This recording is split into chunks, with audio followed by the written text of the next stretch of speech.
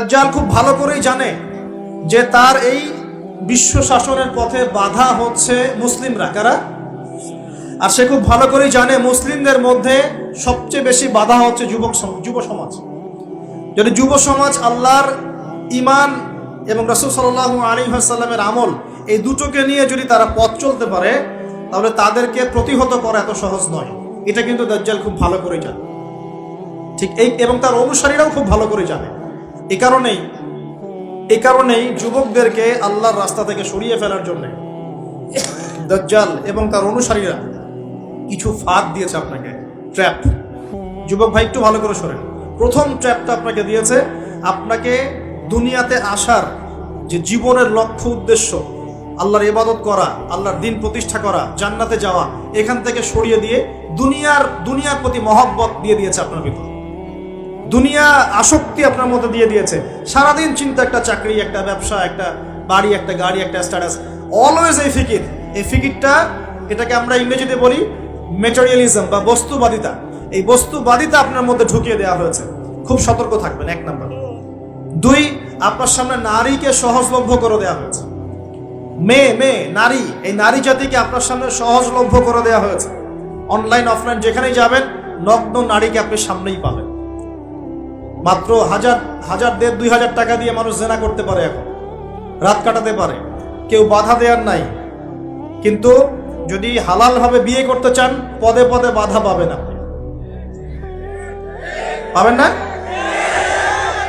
হালাল ভাবে বিয়ে করতে চাইলে পদে পদে বাধা পাচ্ছেন, কিন্তু জেনা করতে গেলে আপনাকে কেউ বাধা দিচ্ছে না। একটা ছেলে চাইলেই হোটেলে রাত কাটাতে পারে এখন। আর এখন ফ্রি মিক্সিং এর যুগ, আর ছেলে মেয়ের অবাধ মেলামেশা। বিয়ের আগেই দেখা যায় ছেলেরা মেয়েদের স্বাদ ভোগ করে, মেয়েরা ছেলেদের স্বাদ ভোগ করে। এবং এই পরিসংখ্যান দিন দিন বাড়ছে বাংলার মাটিতে, বাড়ছে না? এটা আপনাকে আল্লাহর পথ থেকে সরিয়ে দেওয়ার জন্য মহিলাদেরকে অস্ত্র হিসেবে ইউজ করা হচ্ছে। খুব খেয়াল রাখবেন, আল্লাহ পাক বোঝার তৌফিক দান করুন। 3 নাম্বার, আপনার সামনে দারিদ্রতা, বেকারত্বের একটা হতাশা দিয়ে দেওয়া হয়েছে। দারিদ্রতা, আমার চাকরি হচ্ছে না, ক্যারিয়ার কি করবো, বেকার হয়ে থাকলাম, এইসব হতাশা আপনার মধ্যে ঢুকিয়ে দেওয়া হয়েছে। কোনো ক্ষেত্রে পরিবারগুলোও আপনাকে হতাশ করে ফেলছে। এত টাকা পয়সা খরচ করলাম, টাকা পয়সা দিয়ে পড়ালাম, ডিগ্রি সার্টিফিকেট অর্জন করলি, এখনো চাকরি করতে পারিস না, কবে বড় হবি, নিজের পায়ে দাঁড়াবি, এই যে মানসিক চাপ, এগুলোতে কিন্তু যুব সমাজ আস্তে আস্তে আল্লাহর পথ থেকে সরে যায়। এবং এরপরে গিয়ে তারা মাদকের কাছে যায়। হতাশা, গার্লফ্রেন্ডের সাথে খারাপ সম্পর্ক, ফ্রি মিক্সিং অ্যাফেয়ার, জেনা, মিউজিক, তারপরে পর্নোগ্রাফি, এগুলোতে আসক্ত হয়ে এক পর্যায়ে গিয়ে মাদকের কাছে শান্তি খোঁজে।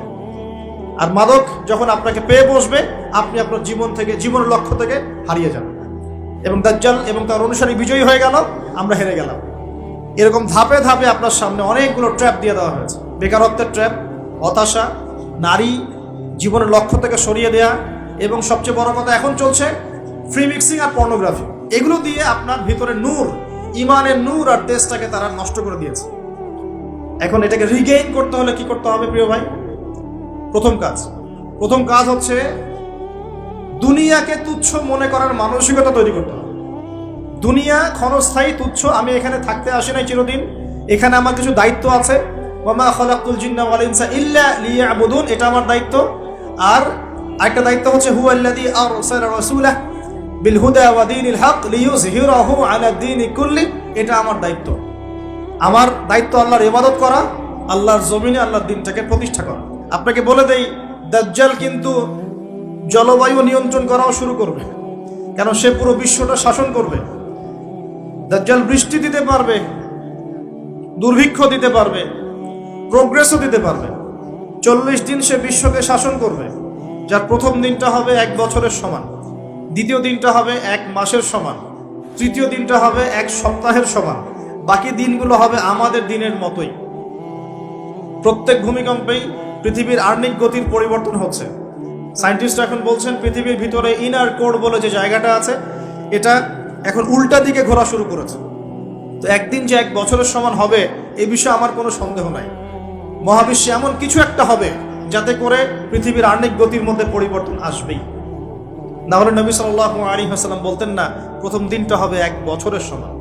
সাহাবীরাও প্রশ্ন করছেন, ইয়া রাসূলুল্লাহ সাল্লাল্লাহু আলাইহি ওয়াসাল্লাম, আমরা তখন কিভাবে নামাজ পড়ব? নবীজি বললেন, তোমরা অনুমান করে হিসেব করে নামাজ পড়ে নিবে। মনে করেন যদি এখন সূর্য আর না ওঠে, তাহলে কি আমরা একটা টাইম বের করে করে নামাজ পড়তে পারবো না? মনে করেন সকালে সূর্য উঠেছে আর রাত হচ্ছে না, আটকে গেছে পৃথিবী, তাহলে কি টাইম হিসেব করে করে নামাজ পড়তে পারবো কি না? নবীজি এই পরামর্শ দিচ্ছিলেন যে তোমরা সময় হিসেব করে নামাজ পড়ে নেবে। দ্বিতীয় দিনটা হবে 1 মাসের সমান, আর তৃতীয় দিনটা হবে 1 সপ্তাহের সমান। এবং সে এই পৃথিবীটাকে শাসন করবেই। এবং নবীজি একটা হাদিসে বলছেন, পৃথিবীর মক্কা মদিনা বাদ দিয়ে এমন কোনো জায়গা নাই যেখানে সে বিচরণ করবে না।